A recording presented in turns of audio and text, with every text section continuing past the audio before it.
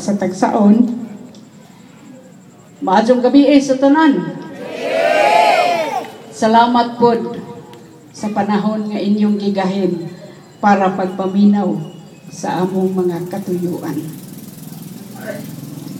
Nakaibaw na mo nga ako Tom Jones na kay last term naman mao nga ni us-us mulansar isip Vice Mayor. Tinuod nga atong pagdaga naho pagka-mayor wa gyud ko'y eksperyensya. Kay gikan ko sa gawas dito ko 40 ka tuig.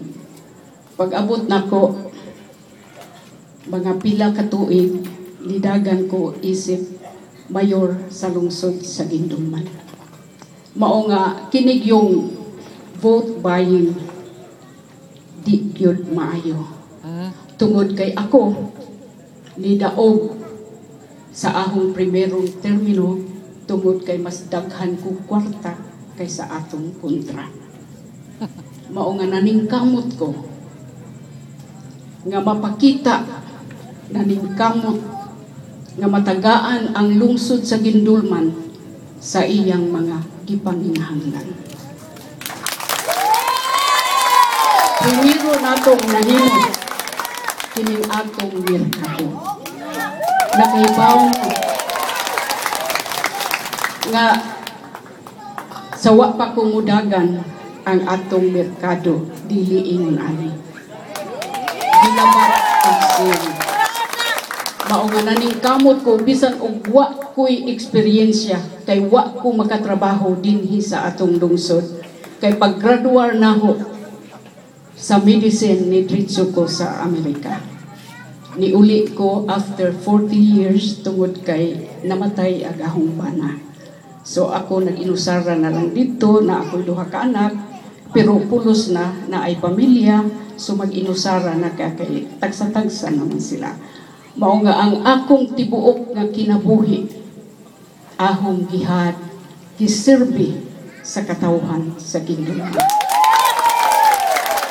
Na ay daghang sulti nga nganong mudagan pa man si Mayor nga nahuman naman ang iyang termino. Tiguang na pod. Tinuod, tiguang na ko. 72 years old na. Pero mapasigarbuhon nga niabot ko aning idara nga naako'y nakita sa ahong mga katapusan nga mga katuigan. Nakahatag ta og dako nga serbisyo sa atong mga kaigsuonan. Naatay sa akong ikaduhang termino ang atong gymnasium, atong nahimo nga way utang. Tungod kay ang atong project nga giuna income generating nga mao ang atong merkado. Namugna na pud nato ang scholarship program. Nagsugod ang college scholarship. Karong tuiga nagsugod na punta sa high school scholarship.